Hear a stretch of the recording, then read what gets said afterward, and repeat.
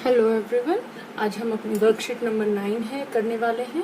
और ये जो है आपने लास्ट वाली वर्कशीट में आपने पढ़ा था बहुपद के बारे में। बहुपद क्या होता है आपने ये पढ़ा था। आज हम इससे आगे का जो पोर्शन है वो करने वाले हैं। अगर अब आपको सबसे पहले ये कहता है कि अगर जो बहुपद है वो सिर्फ एक ही चर से बना है, कोई भी एक चर हम ले लेते हैं, चर जैसे कि x, या तो सिर्फ x में बना है या सिर्फ y में बना है या सिर्फ z में बना है, तो हम उनको क्या नाम दे सकते हैं।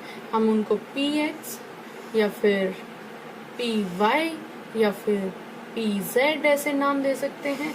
या फिर कोई सिर्फ x में बना है तो उसे हम क्या नाम देंगे, px एंड qx हम उसे नाम दे सकते हैं। और हम उसे नाम दे सकते हैं rx। ऐसे ही हम उसे कोई भी पोलिनोमियल को, कोई भी बहुपद को नाम दे सकते हैं। कंडीशन ये है कि चर जो है उसमें सिर्फ एक ही होना चाहिए, चाहे कितने भी पद हों, लेकिन चर कितना होगा, एक ही होगा, तो हम उसे इस तरह से नाम दे सकते हैं। और इसके लिए इन्होंने एग्जाम्पल भी दिए हैं। जैसे आपको बहुपद है, अब देखिए किस तरह से लिखे गए हैं। ये लिखे हैं px जो है वो बराबर लिख दिया 2x घात 2, उसके बाद जमा में 5x घटा में 3। ध्यान दीजिए ये इसमें चर जो बहुपद है, वैसे तो ये बहुपद है, 3 पद में बना है, लेकिन इसमें जो चर है वो क्या है, x ही इस्तेमाल हुआ है, तो इसको क्या नाम दे दिया गया, px नाम दे दिया गया। इसी तरह से इन्होंने लिखा है qy, ये भी एक बहुपद है, लेकिन जो इसमें चर है वो सिर्फ y को इस्तेमाल किया गया है, इसलिए इसको qy के इक्वल इन्होंने लिख दिया। आज हम जो पढ़ने वाले हैं वो है बहुपद के शून्यक। बहुपद के शून्यक। शून्यक क्या होता है? शून्यक वो चर की वो संख्या होती है, चर की वो संख्या होती है या चर की वो मान होता है जिसे रखने पर हमारा जो बहुपद है, जो हमारा बहुपद है वो क्या बन जाएगा, 0। तो हमें ये जो संख्या है ये निकालनी है, जिस संख्या पर जो हमारा बहुपद है वो क्या बन जाएगा, 0 बन जाएगा।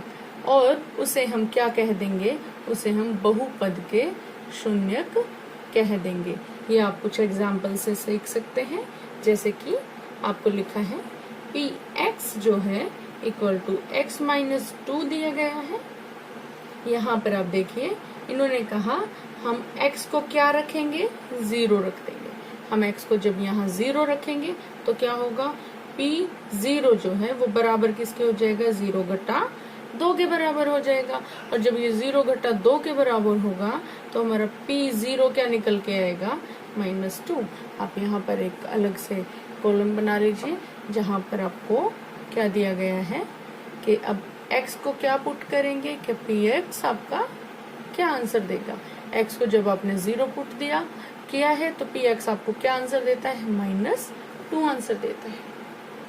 अब ये कहता है अब px के अंदर x को आप क्या पुट कीजिए, नेक्स्ट जो इन्होंने पार्ट दिया है उसके अंदर इन्होंने इसे क्या पुट किया है, x को 1 पुट किया है, तो आप इसे 1 पुट करते हैं तो देखिए क्या होता है, 1 - 2, और ये क्या आंसर देगा आपको, -1 आंसर देगा। और जब आप x को 1 पुट करते हैं तो आंसर क्या आता है, -1 आता है। अगेन आपको कहा जाता है आप एक और वैल्यू पुट कीजिए, क्योंकि अभी तक आपका px जो है वो 0 नहीं बना है, तो आप और वैल्यूज पुट करेंगे। आगे क्या वैल्यू पुट करते हैं, आप इसको 2 पुट करते हैं। जब आप इस पोलिनोमियल में या इस बहुपद में x को क्या पुट करेंगे, 0 रख देंगे, x को 2 रख देंगे, तो क्या होगा, x को 2 रख दीजिए, 2 - 2 होगा यहाँ पर, तो ये आंसर क्या होगा, 0। जब हमने इसे 2 पुट किया तो हमारा क्या आंसर आया, 0 आंसर आया। अब हमें करना क्या है, अब हमें qx जो हमें दिया गया है उसे भी हम चेक कर लेंगे। ये हमारे पास पी एक्स के लिए कंक्लूजन आ गया। अब हम क्या करेंगे, हमारे पास सेकंड गिवन है क्यू एक्स, और वो किसके इक्वल गिवन है, 3x माइनस 6 के इक्वल गिवन है। x की वैल्यूज हमने अलग अलग पुट करनी है। x की वैल्यू 1 पुट कीजिए, x की वैल्यू अब क्या पुट कीजिए, 2 पुट कीजिए। अच्छा, ये दो वैल्यूज के हमने qx निकालना है, तो देखिए क्या होगा, qx की जगह आप 1 पुट करेंगे, 1 पुट किया तो 3 इंटू 1 माइनस 6 हो जाएगा। 3 इंटू 1 माइनस 6 जब होता है तो देखिए आगे क्या आएगा, आगे आपका आंसर आएगा Q1 जो है वो किसके बराबर हो जाएगा, 3 घटा 6 के, और जब ये Q1 है फर्दर क्या आंसर देंगे, ये -3 आंसर देंगे। तो इसका मतलब जब आपने x को पुट किया 1 तो आपका QX क्या बना, आपका QX बन गया -3। अगर आप यहाँ पर 2 पुट करके देखें, 2 पुट करेंगे तो क्या होगा, 2 रख के देखिए पॉलिनोमियल में, बहुपद में, और यहाँ 2 माइनस में क्या होगा 6, तो ये क्या बनेगा 6 माइनस 6 आपका हो जाएगा, जो कि आंसर देगा 0। तो आप जब 2 पुट करते हैं तो आंसर क्या आता है, 0 आता है। इसके बाद आपको एक और बहुपद दिया गया है जो आपका है RX बराबर क्या दिया है, 5x घटा में 5। अब अलग से फिर से आप x की वैल्यू पुट करेंगे, x की वैल्यू रखेंगे, और आप क्या निकालेंगे, RX x की किस वैल्यू पर, किस मान पर 0 बनता है। इन्होंने 0 रखने के लिए बोला है और इन्होंने 1 रखने के लिए बोला है। पुट करते हैं x बराबर 0 और x बराबर 1। देखिए जरा, R0 जब हम पुट करते हैं तो हमारे पास 5 गुणा 0 घटा 5 होता है, और ये क्या देगा, R0 पुट किया है, या 0 माइनस 5, तो क्या आ गया, ये बराबर -5। तो 0 जब पुट किया तो क्या आया, -5 आया। और x को जब आप 1 पुट करते हैं तो क्या होता है, देखिए R को हम x की जगह 1 पुट करेंगे, और 5 गुणा 1 घटा क्या होता है 5, तो r की जगह 1 पुट करने पर आपको क्या आंसर मिलेगा, 5 घटा 5 हो जाएगा, और बराबर क्या आएगा, 0 आएगा। तो एक और वैल्यू निकल आई जहां पर 0, हम इसे Rx की वैल्यू क्या हो गई, 0 हो गई। अब उसके बाद आपको एक और जो है एग्जाम्पल दिया गया है, और आपको एग्जाम्पल दिया है Sx जो है वो x का स्क्वायर घटा 2x, x की घात में क्या लिखा गया है, 2 लिखा गया है। अब x की वैल्यू पुट करनी है, रखनी है, और आपको क्या निकालना है, Sx जो है x की किस वैल्यू पर क्या हो जाता है, 0। 3 वैल्यू 1, 0, 1 और 2 रखनी है। देखिए x बराबर 0, x बराबर 1 और x बराबर क्या रखें, 2 रखें। जब आप x को बराबर 0 रखते हैं तो क्या होता है, S0 बराबर 0 का स्क्वायर और 2 गुना 0 आप कर देंगे। जब s को आपने 0 किया तो आपका जो ये 0 का स्क्वायर, ये 0 बनेगा, माइनस में क्या होगा, 0 होगा, तो आंसर क्या आया, 0 हो गया। उसके बाद आपके पास है x को आप क्या पुट करें, 1 पुट करें, 1 रख दीजिए। s की जगह s में आप Sx में इसे x की जगह 1 रखेंगे तो क्या होगा, 1 का स्क्वायर घटा 2 और 1, ये क्या बन जाएगा आपका, ये बनेगा 1 घटा में 2, और उत्तर क्या आता है, इससे आपका उत्तर आएगा -1। तो यहाँ पर ये 0 नहीं बनता है। अब नेक्स्ट देखते हैं, x बराबर 2, तो आप पुट करो, S2 आपने पुट किया, बराबर क्या लिया आपने, बराबर में 2 का आपको स्क्वायर मिलेगा, और माइनस में 2 गुना 2 आप करते जाएंगे तो क्या होगा, ये बराबर में क्या आएगा, 4 घटा 4 आएगा, जो कि आपको 0 आंसर देगा। तो यहाँ पर क्या देखते हैं हम कि हमने px, qx, rx और sx के कुछ वैल्यूज हमने निकाली हैं। कहाँ, जब हमने चर x जो है उसको अलग अलग वैल्यू, अलग अलग मान हमने कहाँ रखा, x की जगह रख दिया।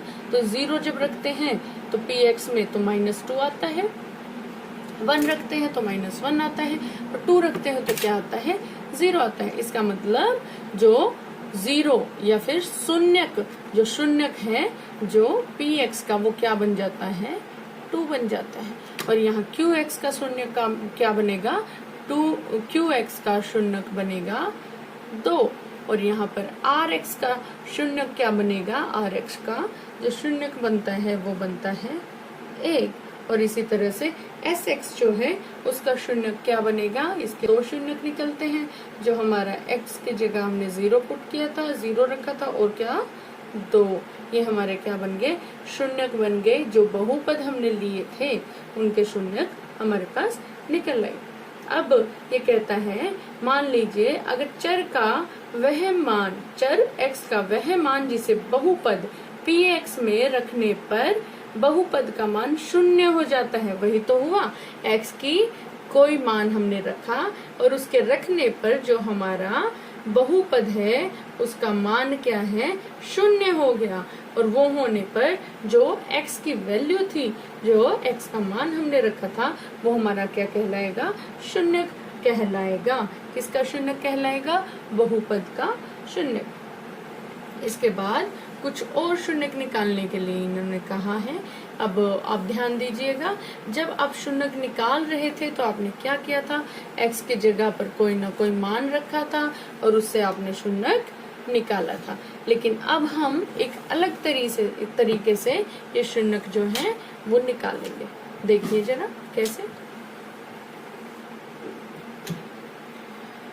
ये कहता है जो आपका px है वो दिया है x घटा 1, जो qx है वो दिया है 3x घटा 1, और कहता है आप क्या करें, px को क्या करें, 0 के बराबर पुट कर लें, और यहाँ भी qx को क्या करें, 0 रख लें। यहाँ से क्या इंप्लाई होगा, इसका मतलब आपका x घटा 1 क्या बनता है, 0 बनता है। आपको x की वैल्यू निकालनी, वहां भी आपने x की वैल्यू निकाली थी, लेकिन आपने यहाँ पर अलग अलग वैल्यू पुट करके देखी थी, रख कर देखी थी। लेकिन अब क्या करो, सीधा इस बहुपद को जो है 0 के बराबर रख दो, और यहाँ पर क्या आ जाएगा, हमारा x का मान निकल जाएगा। मतलब जब x को हम 1 रखेंगे तो क्या होगा, px क्या बनेगा, 0 बन जाएगा। इसका मतलब px बहुपद का 0 क्या निकला, या शून्यक क्या निकला, वो निकला 1। ऐसे ही qx के लिए करते हैं। 3x घटा 1 कीजिए।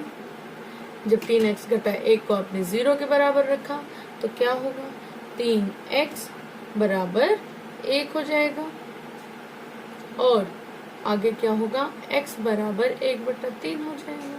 तो ये आपका आंसर आ जाएगा कि x, जब आप जो qx है उसका जो शून्यक निकला वो क्या निकला, 1/3 निकला। उसके बाद आपके पास है rx, जिसको इन्होंने बोला है x - 5। तो अगेन दोबारा से वही कीजिए, जो आपका rx है उसको बराबर रखिए 0 के। तो यहाँ से क्या मिलेगा, x घटा 5 जो है वो क्या है, बराबर 0 के। और यहाँ से क्या पता लगता है, x जो बराबर है 5 के आ जाएगा। तो ये 5 जो है rx का शून्यक है। इसके बाद आपको दिया गया है px जो है उसको बराबर रखे 5x घटा क्या 1 के। जब आप px को बराबर रखेंगे किसके, 0 के, तो क्या होगा, आपका 5x घटा 1 जो है वो बराबर 0 के हुआ। और यहाँ से आप x निकालेंगे, यहाँ से x निकालेंगे तो क्या आएगा, देखिए x बराबर आ गया आपका 1/5। इसी तरह से आपके पास क्या है, आपके पास लास्ट है qx जो है वो बराबर रख दिया 3x के। जब इसको 3x के बराबर रखा, लेकिन हमें इसे किसके बराबर रखना है, 0 के। तो यहाँ से क्या आएगा, 3x किसके बराबर हुआ, 0 के। तो ये 3x के जगह x जब रहेगा तो ये 0/3, तो ये बराबर किसके होगा, 0 के ही बराबर होगा। तो इसका जो बहुपद का जो वो शून्यक है वो क्या निकल के आया, 0 निकल कर आता है। अब ये क्या थे, ये हमारे जो शून्यक हमने निकाला है वो रैखिक बहुपद के लिए निकाला है। रैखिक बहुपद आपको याद होगा जब हमने पिछली वीडियो में किया था, पिछली वर्कशीट में। बहुपद, रैखिक बहुपद क्या होता है? रैखिक बहुपद वो बहुपद होता है जिसे हम जो चर है उसकी घात के हिसाब से निकालते हैं। अगर आपके चर पर घात 1 है, अगर आपके चर का घातांक क्या है, 1 है, तो वो क्या होगा? रैखिक बहुपद होगा। अब जरा देखिए कि जितने भी आपने बहुपद के लिए शून्यक निकाले हैं उनका जो है चर, उसकी घातांक क्या है? 1। हर एक में जो घातांक है वो क्या दी गई है? 1 दी गई है, जिससे हमें पता लगता है कि ये सब क्या है? रैखिक बहुपद है। और इसी के साथ आप वर्कशीट 9 जो है वो कंप्लीट होती है। Thank you.